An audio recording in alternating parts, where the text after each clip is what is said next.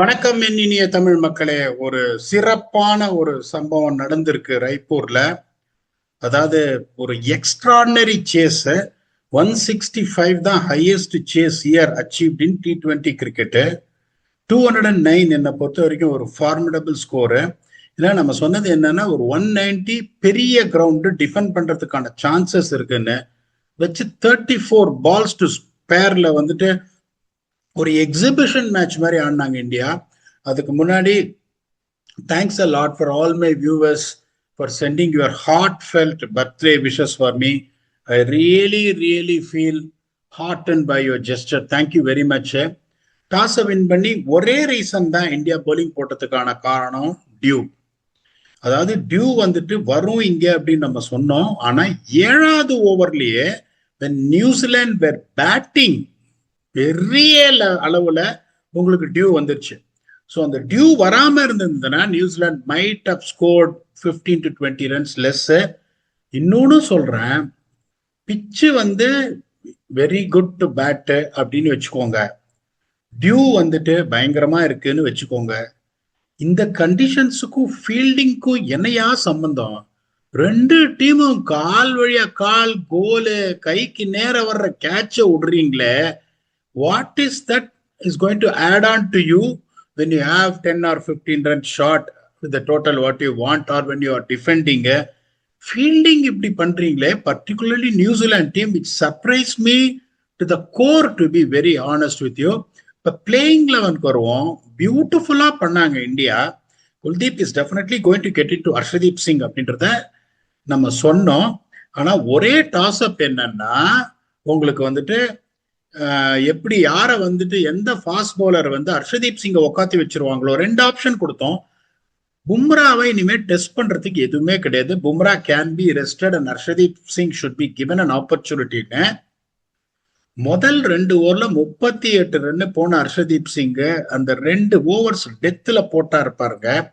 The quality is absolutely class, let me tell you, and Harshdeep and Bumrah has to play no matter what. இந்த மாதிரி ஒரு சிச்சுவேஷன்ல ஒரு 15 run 12 run கம்மியா போகுதுன்னா, you need to have your death bowlers firing, and you have got 2 death bowlers that is definitely, in my opinion, will put their names in the top 10-7 expert death bowlers in the world. That's Bumrah and Harshdeep. அவங்க 2 பேரும் at any cost ஆடியே ஆகணும். Kudos again to Gautam Gambhir. Against all odds Harshit ராணாவை நான் back தான் பண்ணுவேன், அவருக்கு capacity இருக்கு அப்படின்னு. இன்னைக்கும் பாத்தீங்கன்னா when all the bowlers were bleeding, 3 ஓவர்ல 25 run, he is the one who got the first breakthrough for them by deceiving Conway with a slow delivery that was absolutely commendable, absolutely magnificent. இப்ப நீங்க ஹர்ஷதீப் சிங் பாத்தீங்கன்னா 4 ஓவர்ல 53 run, அந்த கடைசி 2 over போட்டார் பாருங்க, that was a turning point. That is where is class is. இப்ப 4 ஓவர்ல 53 ரன் விக்கெட் இல்லை அப்படின்னு சொன்னா, நீங்க ஸ்கோர் போர்டை மட்டும் பாத்தீங்கன்னா you are going to say what kind of performance is this. He beautifully came back in the last 2 overs. இப்போ உங்களுக்கு வந்து ஹர்ஷித் ராணா வந்து 3 ஓவர்ல ஒரு மெய்டன் 35 ரன் ஒரு wicket. Can you believe it? 3 ஓவர்ல ஒரு மெய்டன் 35 ரன் ஒரு wicket, where every one has gone for runs. Pandya is also bowling well, 1 for 25 in 3 overs in his pitch, where he's a batting all-rounder. He has made more impact with the bat than with the ball. He's standing up with the ball அப்படின்னா it is another positive sign. திருப்பியும் சிவம் தூபைக்கு ஒரு over கொடுத்தாங்க, ஒரு wicket எடுத்தாரு, 7 run தான் கொடுத்தாரு. He's also slowly slotting in someone where things never go. ஒரு நாளைக்கு பாத்தீங்கன்னா ஒரு பேட் டே இருக்கும், எல்லாருமே அடி வாங்குவாங்க. ஹர்ஷதீப் சிங் அடி வாங்குவாரு, பும்ரா அடி வாங்குவாரு, வருண் சக்கரவர்த்தி அடி வாங்குவாரு. அப்படிங்கும் போது you have an option where you feel that the man is slowly getting confidence. இன்னொரு ஓவர் கொடுத்துருக்கலாம், பட் அதை நான் பெருசா சொல்ல மாட்டேன். ஒரு ஓவர்ல 7 ரன் ஒரு விக்கெட். அபிஷேக் சர்மாவையும் ட்ரை பண்றாங்க, it's got a beautiful orthodox action. ஆனா எப்போ உங்களுக்கு கான்பிடன்ஸ் வரும்னா when he bowls more. இன்னைக்கு கரெக்டா தான் பண்ணாங்க, ஒரு ஓவர் தான் கொடுத்தாங்க, 12 ரன் கொடுத்தாரு. அவரை ஓவர் போல் பண்ணக்கூடாது. ஒரு ஓவர் போட முடியுமா, அதுக்கு ரெடி பண்ணணும், பண்ணிட்டு இருக்காங்க. Shivam Dube is definitely telling you have a problem, I am there to bowl 1 over. அந்த கான்பிடன்ஸை கொடுக்குறாங்க. Brilliant thinking this by the coaching staff headed by Gautam Gambhir. Brilliant thinking this by Suryakumar Yadav. அதுல எந்த சந்தேகம் கிடையாது. குல்தீப் இஸ் ஆல்வேஸ் சொன்னேன், குல்தீப் ஒரு மேட்ச் அடி வாங்குறாரு, ஓடிஐல சரியா போடல அப்படின்னு நினைக்காதீங்க. Is a definite game changer in this format. கச்சா முச்சான்லாம் அடிச்சீங்கன்னா உங்களுக்கு வந்துட்டு சான்ஸே கிடையாது. இப்ப அவங்க எப்படி வந்தாங்கன்னா ரொம்ப சிம்பிள். இப்ப அந்த டியூ வரும்ன்றது அவங்களுக்கும் தெரிஞ்சிருக்கும். இன்னொன்னு நான் சொல்றேன், முத நாள் என்ன பண்ணுவாங்க, இப்ப நானே ஒரு டீம்ல இருக்கேன் அப்படின்னா ஹெட் கோச்சோட போயிட்டு அந்த எந்த டயத்துக்கு டியூ வருது அப்படின்னு சொல்லிட்டு அந்த ஒரு 7-7:30 மணிக்கு போயிட்டு பார்ப்போம். அதுக்கப்புறம் இல்ல இந்த லோக்கல் பீப்புளை வந்து கேட்போம் எத்தனை மணிக்கு நார்மலா இங்க டியூ வருது அப்படின்னு. That information New Zealand would have gathered early in hand.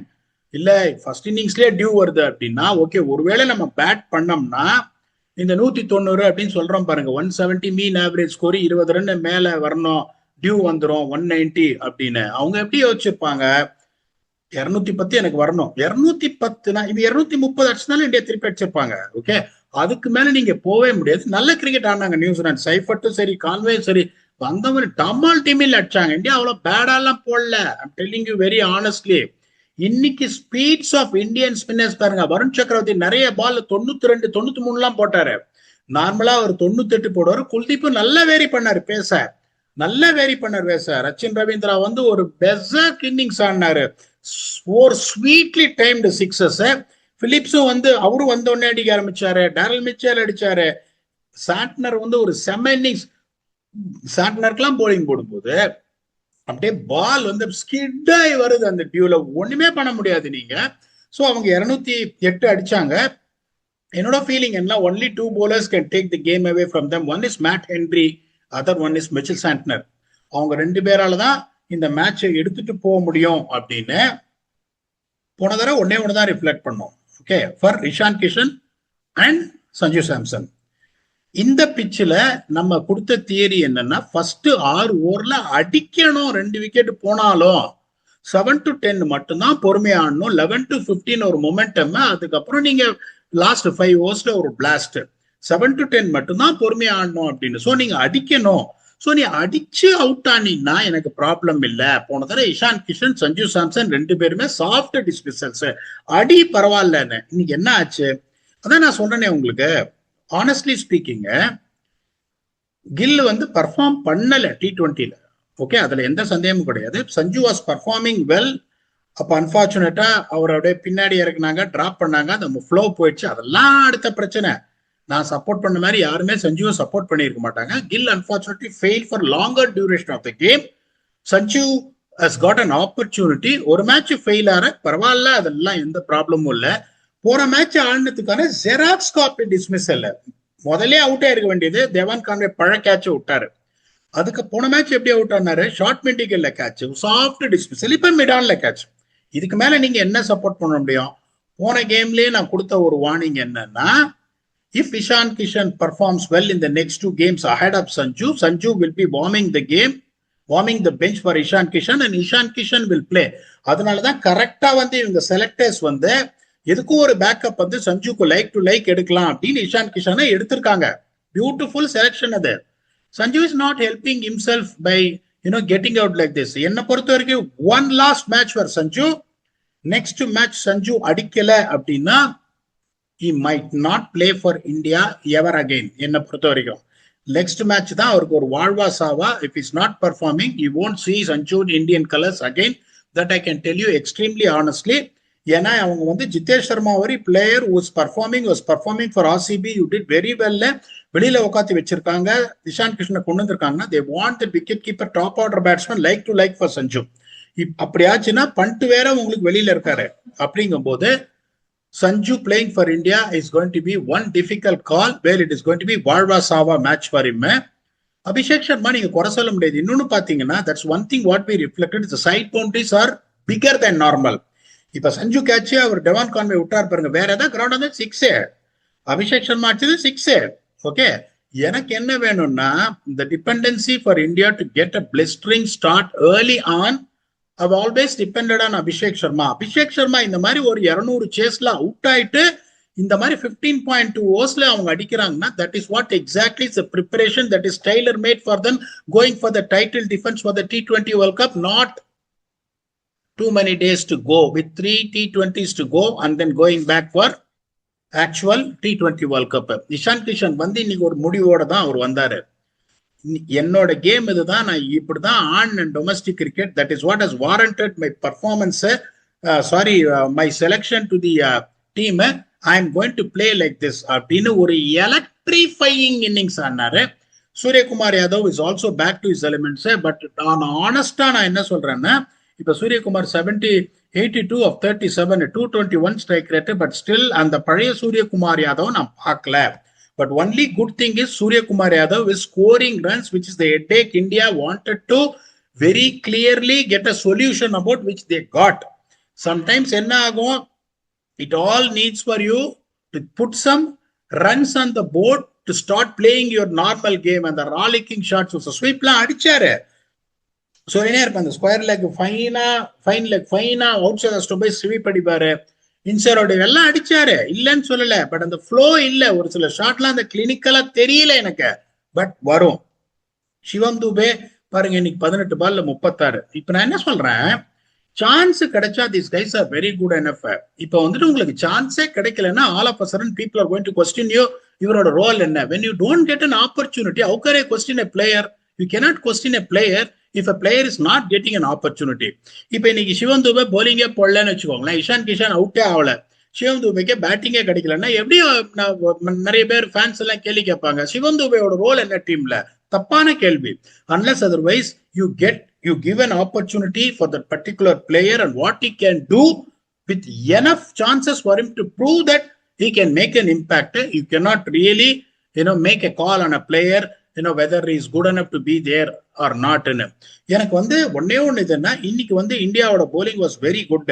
Spinners வந்து பேஸ் நல்லா வேரி பண்ணாங்க, பேஸ் bowlers ரொம்ப நல்லா கரெக்டான 7 மீட்டர்ஸ் லென்த் நிறைய அடிச்சாங்க. நெகட்டிவா இந்தியா நிறைய போடல, வைடா போடுறது பைந்தன் போடுறது அதெல்லாம் இந்தியா பண்ணல. இந்தியா போர்ட்வெல் அவங்க பேக் பண்ணி ஆடினாங்க. 190 போயிருக்கும். had India fielded well, had India not bowled some freebies to Mitchell Santner. இங்க அவங்களுக்கு யாரு வந்து டிஃபரன்ஸை கிரியேட் பண்ணுதுன்னா, சாண்ட்னர் 47 of 27, இல்லைன்னா 219 வந்திருக்காது. 185 190 அவ்வளவுதான் வந்திருப்பாங்க.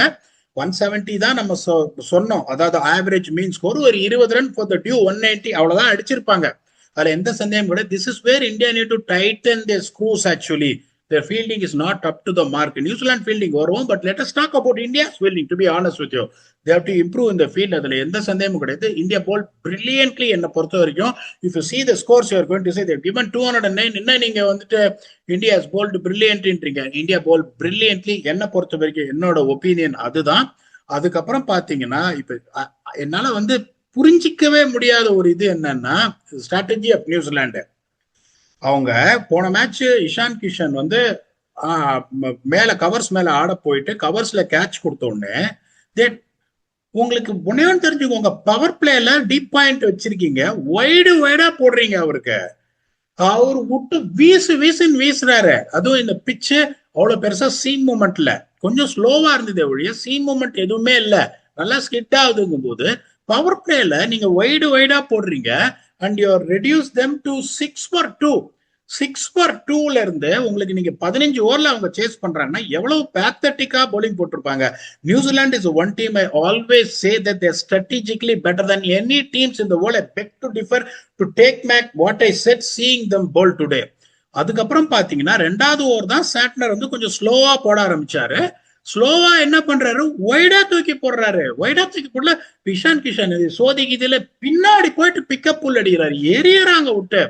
இந்த மாதிரி ஒரு சிச்சுவேஷன்ல தான் உங்களுக்கு வந்து எப்படின்னா, பேச வேரி பண்ற ஸ்பின்னர், தில்ல தூக்கி போடுற ஸ்பின்னர் உங்களுக்கு இருக்கணும். ஓகே, இப்போ ஒரு எக்ஸாம்பிள் சொல்றேன். someone like Saqlain Mushtaq will try and beat the batsman in the air on a real good decks. ஆனா Saqlain Mushtaq ஆடுன எரா வேற. ஓகே, அப்ப T20 எல்லாம் அவ்வளவு பெருசா வரல. ஓடி எல்லாம் 260 270 எல்லாம் நல்ல target to defend.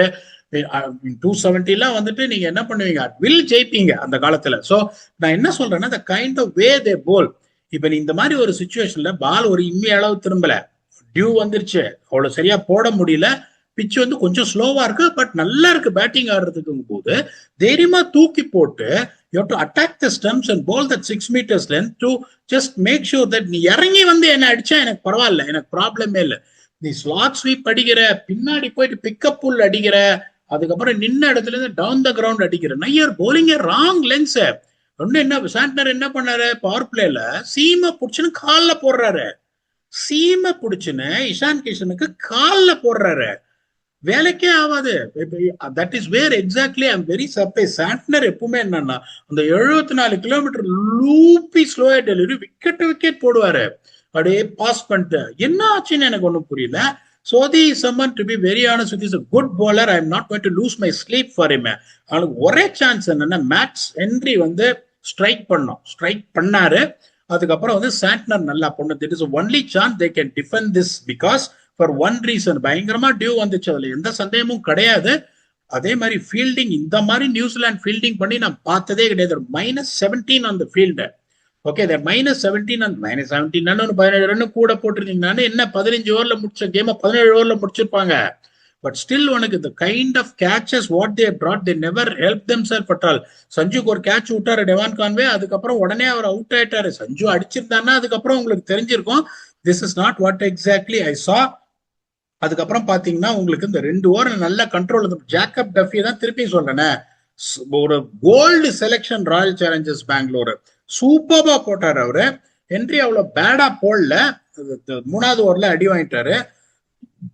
Jack folds 3 ஓவர்ல 67 ரன். சிஎஸ்கே வந்து அவர் எடுத்திருக்காங்க. They have Ellis, they have Matt Henry, அதை தாண்டி ஜாக் ஃபோல்ஸ் எடுத்திருக்காங்க. அவரை எப்படி பிளேயிங் 11 ஆட போறாரு தெரியாது. ஓகே, அப்படி நீ 3வது போலர் நீ எடுக்கணும்னா நீ யாரை எடுத்திருக்கணும்? The guy who has got better record in T20 cricket, the guy who's rated now, who's playing all formats for New Zealand and making the news, Jacob Duffy. அவ்வளவு பணத்தை வச்சுன்னு 2 கோடிக்கு பேஸ் பிரைஸ்ல ஆர்சிபி தூக்கின்னு போகும்போது அப்படியே வேடிக்கை பார்த்துட்டு இருந்தாங்க. அந்த லாஜிக் எனக்கு புரியல. அது ஐபிஎல் வரும்போது பாத்துக்கலாம். அதுக்கப்புறம் அவரும் பாத்தீங்கன்னா அவருக்கு எங்க போடுறது என்னன்னு தெரியல. அவருக்கு ஒரு செம்ம ஒரு கேட்ச் விட்டாங்க சூரியகுமார் யாதவுக்கு. தட் 2 ஓவர்ல 47 ரன். அதுக்கப்புறம் நீங்க ஒரு விக்கெட் எடுத்து என்ன பிரயோஜனம்? Absolutely no point. ஸோ அதுக்கப்புறம் பாத்தீங்கன்னா அவங்களுக்கு சொல்றதுக்கு எதுவுமே இல்லை. இப்ப இங்க வின் ஃபேக்டர் என்ன சொன்னோம்னா, ஃபர்ஸ்ட் 8 ஓவர்ல வந்து எந்த டீம் வந்து டோனை செட் பண்ணுதுன்னு நியூசிலாந்து செட் பண்ணாங்க, குறை சொல்ல முடியாது. 84 for 2 நியூசிலாந்து, இந்தியா 103 for 2. உங்களுக்கு வந்து 19 ரன் கூட. 2வது இந்த மாதிரி ஒரு பிட்ச்ல மிடில் ஓவர்ஸ்ல இல்ல whole through out the game spinners ஒழுங்கா போடணும்னு சொன்னோம். இந்தியாவோட spinners 9 overs 82 runs and 3 wickets, an economy of just 9 and over. இப்போ உங்களுக்கும் பாத்தீங்கன்னா இப்போ India picked up wickets every 18 balls. 9 ஓவர்ல 3 விக்கெட் எடுத்திருக்காங்க. That's what exactly put the brakes on New Zealand scoring. நியூசிலாண்டோட ஸ்பின்னர்ஸ் பாத்தீங்கன்னா 5 ஓவர்ல 61 ரன், 1 விக்கெட். 5 ஓவர் தான் போட்டிருக்காங்க. 12 runs and over அப்படிங்கும் போது 2 வின் ஃபேக்டரையும் இந்தியா வந்து கம்ஃபர்டபுளா டிக் பண்ணதுனால New Zealand no chance at all. They are outplayed with the bat, they are outplayed with the ball. இந்தியாவும் சரியா ஃபீல் பண்ணல, but India fielded better than New Zealand, if you see. அப்படிங்கும் போது இது ஒரு ஸ்கிராச்சி பர்ஃபார்மன்ஸ் ஃப்ரம் நியூசிலாந்து என்னை பொறுத்த வரைக்கும். To be honest with you, நார்மலா 209 நியூசிலாண்டோட டியூ வருது, பேட்டிங் நல்ல batting pitch, what ever it is. இந்த மாதிரி ஈஸியாலாம் வந்து நியூசிலாண்டெல்லாம் நீங்க அடிக்க முடியாது. But they can only blame themselves for bowling wrong lengths. They can only blame themselves for being below par in the field. அதனால வந்துட்டு கிரேட்டஸ்ட் பாசிட்டிவ் அப்படின்னு பாத்தீங்கன்னா kudos to the selectors and Gautam Gambhir for getting Ishan Kishan. I'm sorry for Jitesh Sharma, but they did the right thing. ஏன்னா கொஞ்சம் யோசிச்சிருக்காங்க. ஒருவேளை வந்துட்டு சஞ்சு இன்னும் அன்ப்ரூவன் commodity, அந்த பிரேக்கு அப்புறம் திரும்பி வராரு, ஒருவேளை அவர் ஆடலைன்னா அவருக்கு பேக்கப் இருக்கணும். அதனாலதான் பண்டையும் விட்டுட்டு இவரையும் விட்டுட்டு Ishan Kishan can open the batting if Sanju doesn't fire அப்படின்னு எடுத்ததுக்கு ஒரு டிக்கு. ஹர்ஷித் ராணாவை வந்து பியூட்டிஃபுல்லா வந்துட்டு ஒரு கான்பிடண்டா எடுத்துட்டு வராங்க, அதுக்கு ஒரு டிக்கு. இன்னைக்கு பும்ராவை வந்து ரெஸ்ட் பண்ணிட்டு ஹர்ஷதீப் சிங்கை ஆடினதுக்கு அதுக்கு ஒரு டிக்கு. அதுக்கப்புறம் சிவம் துபேக்கு ஒரு போலிங் கொடுத்தது, அதுக்கு ஒரு டிக்கு. அதுக்கப்புறம் சிவம் துபே இன்னைக்கு பேட்டிங் நல்லா ஆடிட்டாரு, அதுக்கு ஒரு tick. India are progressing rightly towards their preparations ahead of the T20 title defense. இன்னொன்னு நான் திருப்பியும் சொல்றேன், நியூசிலாண்டுக்கு இன்னும் ஃபின்னாலன், லாக்கி ஃபெர்குசன்லாம் இன்னும் வரல. அவங்க ஃபுல் டீம் கிடையாது. அவங்களுக்கு ஒரு சில players are featuring in this might not be a part of it. James நீஸ்டமும் இல்லை. அப்படிங்கும்போது உங்களுக்கு அவங்க என்ன யோசிப்பாங்க, ஓகே நோ ப்ராப்ளம், நான் 200 ரன் 9 ரன் அடிச்சேன், கொஞ்சம் பேட்டிங்லாம் கொஞ்சம் அப்படியே கிளிக் ஆகிட்டு தான் இருக்கு, எல்லாரும் அடிச்சுட்டு தான் இருக்காங்க அப்படின்னு நினைப்பாங்க. Fielding is a commodity way they rarely fail, இந்த தடவை ஃபெயில் இருக்காங்க, that won't be a big headache for them. bowling is something they have to sort out, they have to adjust to the conditions. இப்போ உங்களுக்கு வந்து அடுத்த match பாத்தீங்கன்னா கவுஹாட்டி, எல்லா வென்யூமே எப்படி போட்டிருக்காங்கன்னா இந்த மாதிரி ஒரு பிச்சில் தான் போட்டிருக்காங்க. பவுன்ஸ் சுப்பு சுப்புன்னு போவே போகாது, இந்த ஒரே ஒரு பால் மட்டும் வந்து சூரியகுமாருக்கு அப்படி அடிச்சு நொடி போச்சே ஒழிய, அதுக்கப்புறம் பாத்தீங்கன்னா ட்ரூ பவுன்ஸ் தான். கவுஹாட்டியும் பாத்தீங்கன்னா உங்களுக்கு எப்படின்னா much similar conditions when it comes to Nagpur and Raipur. அதுக்கப்புறம் உங்களுக்கு அங்கேயும் டியூ பயங்கரமா வரும், கவுஹாட்டியில பயங்கரமா வரும். ஆனா இவ்வளோ ஏலியா வருமா? நீங்க ஐபிஎல்லாம் நீங்க பாத்தீங்கன்னா 2வது இன்னிங்ஸ்ல தான் வந்து டியூ வர ஆரம்பிக்கும், அது அப்படியே ஒரு 4-5 ஓவருக்கு அப்புறம் தான் வர ஆரம்பிக்கும். இந்த மாதிரி இவ்வளோ ஏரியா வராது. இப்ப கவுஹாட்டிலையும் இப்போ உங்களுக்கு கண்டிஷன்ஸ் படி உங்களுக்கு இந்த மாதிரி டியூ வந்ததுன்னா திருப்பி அதுவும் வந்து ஒரு 220 வென்யூ, ஆல்ரெடி ஒரு ஹை ஸ்கோரிங் வென்யூ தான், பட் அந்த கண்டிஷன்ஸ் அப்போ வந்து ரிஃப்ளெக்ட் பண்ணுவோம். Kudos to India and such a clinical performance to go 2-0 up. அடுத்த match is going to be in Guwahati for the 30-20. பார்ப்போம் whether India can close it down 3-0 in Guwahati or New Zealand can stage a comeback to keep the series alive. Until we come back and do the preview of 30-20 between India and New Zealand to be played in Guwahati. That is all I got from your favorite channel, P Dog Speaks. Thanks a lot and bye bye.